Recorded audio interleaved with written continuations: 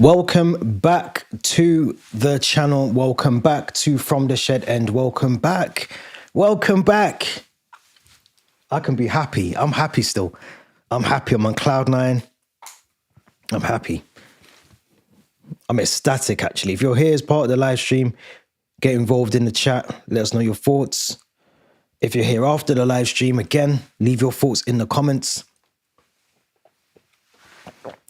I'm ecstatic. Don't forget, Linktree link is in the description as well for our social accounts. But what can I say? What a weekend of football. What a weekend of football. I said on Friday, I don't need Chelsea to embarrass me and ruin the weekend. And Chelsea did not disappoint me. Chelsea did not disappoint me at all. There's two things I want to say before I get into anything. And the two things is this. We cannot get carried away after that performance on Saturday. Now, I said at the very start of the season, based on our Club World Cup, based on how we did in the Conference League, based on how well we did in the start of the pre-season games, I was looking for, and also we got to caveat that in with the fact that we also brought in some, I would say, some decent players in João Pedro. I thought Esteval coming in was going to make a change. Of course, we still didn't address the centre-back and the goalkeeper situation, but we brought in João Pedro. We got rid of some of the players that we thought we needed to get rid of. I thought there would be more coming through the door. There wasn't. But even so, at the very start of the season, I said Champions League qualification wasn't enough and that we should be pushing. We should be pushing for a challenge for the title. I said that at the very start of the season. Now, our games have not married up to that. They've not matched my expectations at all. We've clearly not done well enough. We're clearly not playing to the levels that we can every weekend. My frustration with this team, and I want to get this out of the way before I talk about how brilliant we were on Saturday. Why can't we play like that every single match? Why can't we have that intensity? Why can't we have that performance? Why can't we have that fight and desire from the players? Why can't the manager show that fight, that commitment to the game every single day, even against 10 men, still show that fight? I'm thinking back to Brentford, I'm thinking back to Crystal Palace, I'm thinking back to Fulham, I'm thinking back to Brighton, or even Manchester United. All of those games, if we fought harder, we actually wanted to show some commitment to winning the game, like we did on Saturday against Liverpool. A very good Liverpool team. If we could do that and match the expectations, I think we'd be a lot higher at the table than we are now. Because everything that we got to see on Saturday, that intensity, that fight, that desire from all of the players, the manager, has to be every single week. Every single week. It can't be a one-off thing because you're playing Liverpool that you play in that way. This has to be every single week. That fight from those players out there, and we're going to look at our lineup in a minute, but even with the team that we put out, bearing in mind, this is a team with no Chalobah, no Tosin, no Fofana, no Cole Palmer. This is a team that on paper should not even be anywhere near ready or comfortable to go and play the way we did on Saturday against Liverpool. But that is the fight we need. This is what all Chelsea fans want. This is all we want. We just want to see fight and desire. Fight and desire. It's crazy. It's absolutely crazy. But we've got to credit Maresca. We have to credit Enzo Maresca because he said before the Benfica game, he's learning. He's learning how to adapt in football, learning how to play better in terms of the in-game management, the tactics that he's supposed to be utilising with the squad that he's got. And Saturday evening proved he's learning. Oh, he's learning.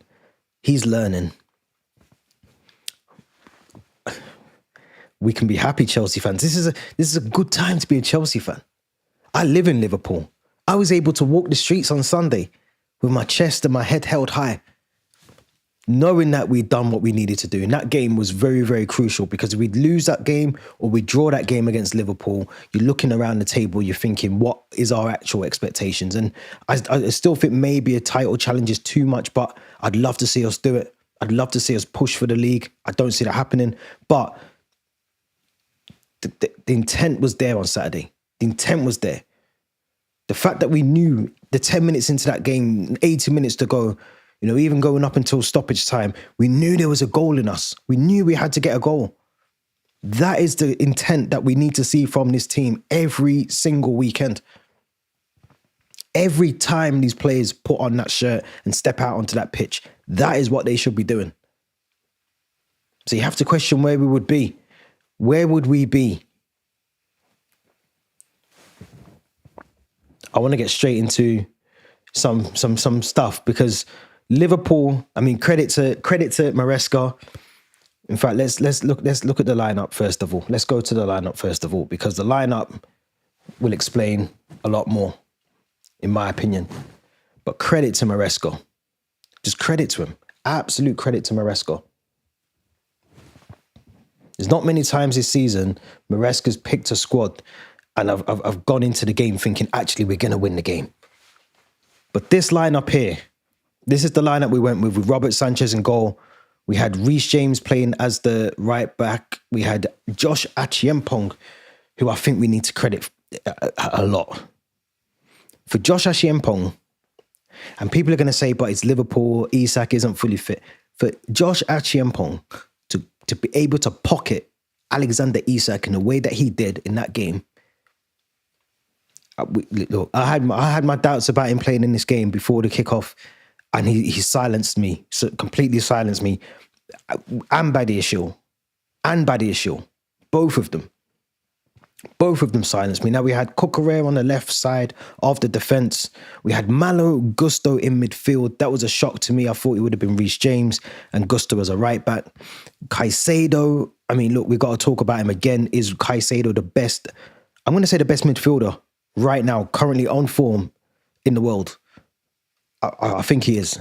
I think he's the best midfielder. No, forget all this DM, 6, 8, whatever. He's the best midfielder.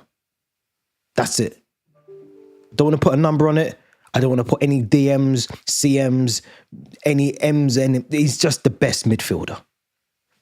That's what we're going with. Garnacho, left side. Enzo in the 10. Pedro Neto on the right-hand side, of that attacking midfield. And João Pedro up front.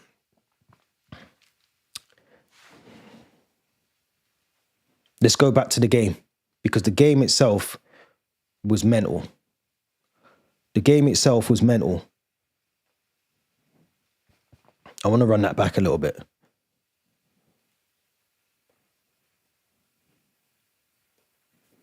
There's a pass just before this happens.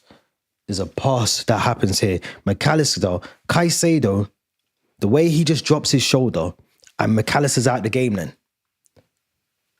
Now, McAllister's got two options here because he's the only one realistically. You can see Gusto's there. You can see João Pedro's already making his run.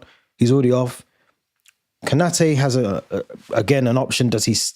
For me personally, I was watching this game and I was speaking about it to someone I know after the game, and I was thinking to myself, why is Van Dijk or Ibrahim Kanate not coming forward? Why are they just backing off? Because as you see, I can't play it because obviously copyright, but I try and edge it a bit forward. And even now, the memes, I'm sure everyone's seen the memes going around the Virgil van Dijk. But, look, McAllister, he was already taken out of the game by the quality of Caicedo dropping off the shoulder and driving towards goal. But you've got Kanate, who now, João Pedro's there, Conor Bradley's picked him up. Cucurella is looking ready to look on the rebound here already. But you've got two of your centre-backs. So I know it's McAllister's man. I suppose what I'm saying is I know it's McAllister's man. McAllister should be getting him. These two here, Virgil van Booty and Ibrahim Kanate, are just, they're the Chocker brothers. We talk about Badiashile and Dizazi. Liverpool look like they've inherited their own two, because one of those has to step out. I don't care which one it is. To allow someone like Moises Caicedo, who you know can put a rocket into the back of the net, and to not even step forward and intercept that ball, to me is criminal. But we've got to credit Moises Caicedo, because the goal itself is mental. It's mental. The rocket of a goal is mental. It's just mental. It's a mad goal. It's an absolute mad goal. A rocket of a goal. I mean, look at the space that you're giving Moises Caicedo. Just look at the space you've given. Unmarked. And we've done this time and time again. This is what I mean about Maresca. He got everything right. I'm going to talk about Cucurella in a minute because I believe that's Mo Salah there.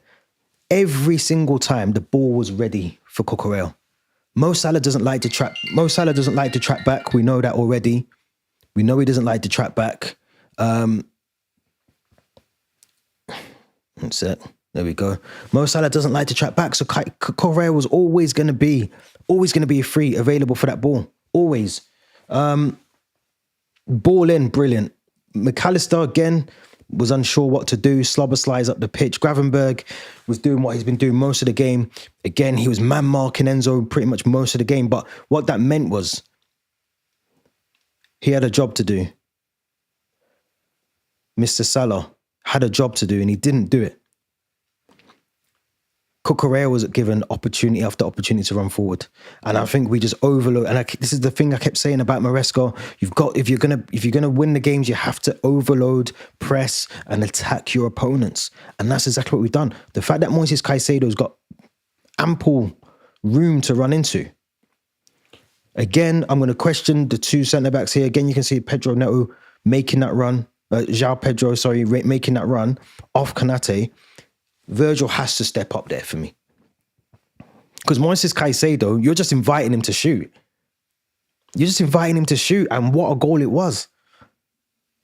But you can see already the intent. João Pedro, Cucurella, Gusto's running in. We got runners. I think Garnacho at this shot here is about here. So he's also involved in this run of play. It was a goal. It was an absolute rocket of a goal. A cracker of a goal. It was a cracker of a goal. Bang, in the back of the net. Loved it. Loved it. This, I think we can be... Yeah, I think this is just one of those things, isn't it, where...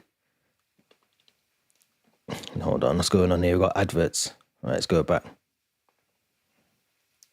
This goal was avoidable. That goal was avoidable. I think Gusto's just sleeping at the back. Gusto has to do more. He has to do more for the Gusto goal. He has to do more for that because he's just sleeping. It's a mixture of, you can see it here. This is probably the best shot I'm going to get. The ball comes in. Gusto, he clearly doesn't know Gapco's there. In fact, he does know Gapco's there because I remember watching this game and he looks over his shoulder. He does. I remember now. He has a look over his shoulder, probably just about now. And again, he checks behind him. I remember he checked behind him. You can't allow someone to creep in at the back post like that. That's the only criticism I'll have of Malo Gusto for that. Sanchez, could he have done a little bit better? Maybe. But even then, 63 minutes into the game, you're thinking to yourself, you know, what's going to happen? The subs that we made, and I want to credit the subs in a minute, but the subs that we made, when this goal went in, and every single bar Mark Gui touched the ball, it just goes to show that we can play good football. The ball went from goalkeeper to Badia Shill to Reece James to Cucurella. Everybody touched the ball for this Esteval goal, bar Mark Gui. We transitioned the ball so quickly from back to front. And it just goes to show we caught them sleep. Look, you can see where Esteval is here. Robertson is sleeping. He's sleeping at the back post.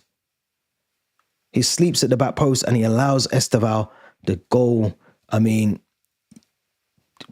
can't believe it, man. I couldn't believe it. Couldn't believe it. Could not believe it, man. It's one of those moments in games where I think it reminded me of the Cole Palmer situation against Manchester United. It just reminded me of that. It reminded me of how well we can play when we put our minds to it.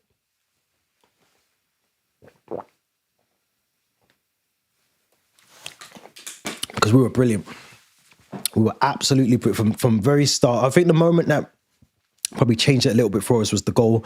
Like I said, Gusto can do better. But the difference with that is we didn't stop. We didn't suddenly stop and think, actually, you know what, we're not gonna try here. We carried on. We carried on.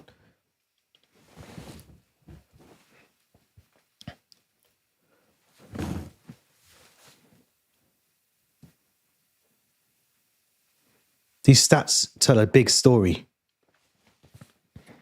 These stats tell a big story. We outsmarted and outplayed. And some will say this is a time when you're playing Liverpool when they're coming off the back of a defeat to Crystal Palace, a defeat to Galatasaray. They're coming into this without Ekitike, who started on the bench for them, but they still had players. They still had Conor Bradley, Kanate, Virgil van Dijk, Mamadashvili, who I thought had a relatively busy but calm game in goal. Kirkes. They had Gravenberg, they had McAllister, they had Salah, Slobosly, Gapco, and they had Alexander Isak. This cannot be any excuses from Liverpool fans. There cannot be anything. You broke the British transfer record twice in one transfer window.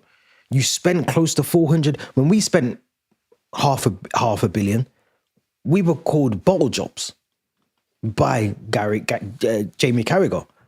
The same energy has to be given to these bunch of bums because they did not turn up. They didn't turn up. And you can blame the new signings coming in, but let's be honest, out of those new signings, you've got two. And one of them was signed the season before in Mamadashvili. Isak is the only one that starts the game. Oh, and Kirkes. If you're telling me those two players have really disrupted the harmony of this in this lineup, this is the same team that they won the Premier League with last season, bar Kirkes and Isak. So you can revert back to Type A, which is what they want, the DNA that they won the Premier League with under Arne Slot last season. But it's not just that. It's how he set them up. It's how he set them up. The game that we had, like I said, Cucurella spent most of his time here. Garnacho had the freedom to run up here. Cucurella was here. Badiashile spreading out wide here. Josh Ashiempong, credit to him. Absolute credit to him. There was moments in the game where Caicedo was dropping back here, Enzo was dropping into this space here, and then what he was able to do is draw in Gravenberg. He'd pull him back into this area here. He'd pull him into here first, allow Cucurella to drive forward with the ball. That was happening so often. So often in the game where we were just able to get the ball, transition it very quickly. That's how we scored the goal with Esteval as well. But even the subs, I mean, these subs, we got to see Mark Gui. We were speaking about Mark Gui last week, but we have to credit Maresca. Have to credit him because you look at the subs, we matched them like for like. They brought on Florian Wirtz, they brought on Curtis Jones and Andy Robertson.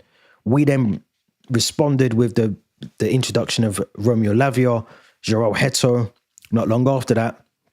They then bring on Hugo Ekitike. We bring on Esteval, Mark Gui, and Jamie Gittins. And those three subs, I'm not saying, Romeo Lavia for me was playing brilliantly in that game. If we can keep him fit, if we keep Lavia fit, then I think we're a problem in midfield. I already said we've got the best midfield for me in Europe. But to add Lavia back to that, a fully fit Lavia, I think there's a problem there. I thought Mark Gui coming in, again, a lot of people are going to probably say that went unnoticed, but he played an absolute blinder in that game. Pressing, the energy going forward, Kanate, the defenders couldn't deal with it. So Van Dijk couldn't deal with it. Endo couldn't deal with it. They couldn't deal with it. Kanate couldn't deal with it before. But Gittins coming in, I thought he played well. Esteval, Esteval has to start games for us now. Esteval has to be, I said it a couple of weeks ago. He has to be starting games. He's too good to be, and I don't know who gets dropped out, and we spoke about this on a channel a couple of weeks ago. I'm not sure who comes out of that forward line, the front four, but someone has to lose their spot. Whether that's Gittins or Garnacho and you put Pedro Neto on the left and you play Esteval on the right, someone has to come out of that team. Because Esteval, not just because of the goal, but just what he does with the ball. Even before Liverpool game, go back and have a look at the Benfica game, go and have a look at the other games that he's featured in. He's too good of a talent to be sat and getting 15 minutes here, 20 minutes there, 45. He has to be a regular player. You look at the Lamine Lamals and you look at some of these other players, and I'm not comparing the two, but there's nothing to say he's just because of his age, he can start games back to back. He can. A footballer is only as good as the way that they keep their body themselves. So if he can keep himself fit and keep himself in good shape, he's got a long career ahead of him anyway. And he offers a lot more, let's be honest, than Garnacho and Gittins. You can put Pedro Neto on the left. You put Esteval on the right. These subs are the subs that tell you that you're going to win the game. They're the subs, not defensive subs. I mean, we didn't have a choice on Saturday. We didn't have any defenders apart from Emalalo. There's the only one we had on the bench. I think we had two goalkeepers in Semenyo and Jurgensen. We had one defender on the bench, and obviously Heto who came on. But this is what you do. This is how you get it done. And Enzo Maresca, who was quizzed and asked about discipline before kickoff, ends up getting 2 yellow cards. It's what you love to see. It's what you love to see as a Chelsea player. I'll be honest, I think it's such a stupid thing in terms of the manager getting sent off, because he's gone to celebrate. He hasn't gone to kick a fan's face in. He hasn't done anything stupid. His team that he's just put out, his substitutions, the player that he brought on to win the game, has just won the game. A massive 3 points at Stamford Bridge against the Premier League champions. If you can't celebrate against that, I don't know what you can celebrate against. Because that, to me, is one of the most random, stupid, yet second yellows. And I'll be honest, I don't think he even cares. Does he care? Does he even care? I don't think he does. I don't think he does. But this, I said before this game, this is the test. This is the test to see where we are. Yeah. Back to the football. Let's not get drawn into no nonsense, because if I do, I'll get the channel taken down. But yeah, no, I think the game now, I think what we need to be mindful of is that we don't lose that momentum, because some big games coming up, some seriously big games coming up. And for me now, I want to see what comes after this game. What do we do after it? How do we continue to build from it? That's what I want to see come from it. I want to see how we build the momentum. Where do we go? How do we work it? What do we do? That's what I'm concerned about now. That's what I'm concerned about now. I need to see more from these players. We get players back from injury after the international break. I don't think Caicedo's travelled. Reece James, as we know now, has pulled out of the England fold as well. So that's another good thing for us. I think Enzo's gone. Malo Gusto's in his international team as well. But these are the things that we should have a good enough squad to cope with things like this. We should have a good enough squad. Here's the latest on Reece James. So I don't think this is too bad. This is Reece James posting on his Instagram yesterday, I think, or last night, or this morning even. And he says he's dropped out of the England squad after sustaining an injury against Liverpool, according to the FA. He's been in excellent form, so hopefully nothing major. He posted this picture on his Instagram account. I don't think it's too much. I think that's a precautionary thing. You'd like to think it's no sort of muscular, long-term issue. I think it's just a precautionary. And I'll be honest, I think I'm not disappointed by it. I think it's a really good thing that he's been able to get some rest, recovery. We'd like to think Cole Palmer will be back by then. We'd like to think Tosin will be back in the squad. Chalobah, was it a straight red for Chalobah? I can't remember now. But he should be back in the next couple of games or so. we should have obviously bar Levi Colwell and I think Dario Asugo, we should hopefully get a full squad back.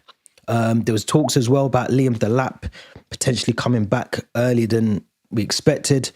So there's a lot that we can unpick from this. I mean, this is the goal. I'm going to try and show in here. Hopefully it doesn't. I mean, that is a rocket of a goal. It's a rocket of a goal. It's a rocket of a goal. This is important as well. Very, very important. Age 18 years old, 163 days. Esteval is the youngest Brazilian to score the winning goal in a Premier League game. He has to start games for us. No ifs or buts. He should be in the team every single week. He's a game changer. He's an absolute game changer. Mike Clone said something the other day that there wasn't many young players that could play at the level that he was, at the age that he was. I think he's one of those players that we're talking about where he could play. He'll play. He'll make any fullback or centre back look very amateurish. He's that good. We've got to put him in the team. We've got to play him somehow. We've got to put him in the team. But let me know what you think. What's our title hopes this season? Is it just to get top 4 in the Premier League? Do we need to be making sure that we continue in the right way and driving forward with the intention of trying to win the Premier League? I think that's a bit more of a reach than I first expected. I actually think top 4 is more realistic, but we'll have to see. We'll have to see. Last bit of news I want to talk about is this talk about Semenyo. Semenyo coming to Chelsea. And now, I don't know where it came from. I don't know why, how and where it came from. I don't know. But there's news that came out that Semenyo is now an option for Chelsea for around £80 million. And this is what they're saying. I'm going to be honest. Very good player. Very good player. I'll just be shocked to see him come to the club. He's a very good player. A very good player. But we've got Omega from Strasbourg, who I think will accelerate him and his move to Chelsea before we do anything else. I generally don't think we'll do too much business in the winter window. I don't think we will. There's a lot of talk about Ivan Toney. I read that last week, this week, or today. There's been a bit more about him. Again, you're talking about Ivan Toney. I don't know what his wages are in Saudi, but unless he's willing to take a pay cut, I don't know. I generally don't see that happening. He doesn't fit into the structure of us as well in terms of age, wage cap, all of that. Even Antoine Semenyo as well. Again, a very good player.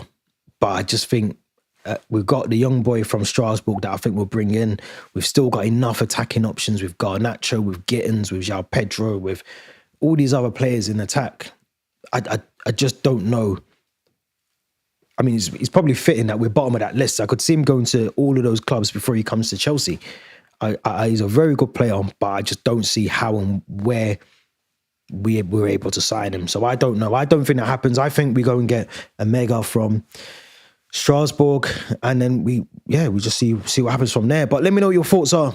Let me know. International break is here, so we've got a couple things coming up on the channel as well. If and when you don't subscribe to this channel, then I can't help you, because you'll miss it. You'll miss all the stuff that's coming out. But make sure you do like this video. Hit the Linktree link in the description as well. Don't forget to subscribe. We'll be back throughout the week with some more content on the channel, so make sure you're tuned in for that one. Until then, we'll be back soon. Up the Chelsea.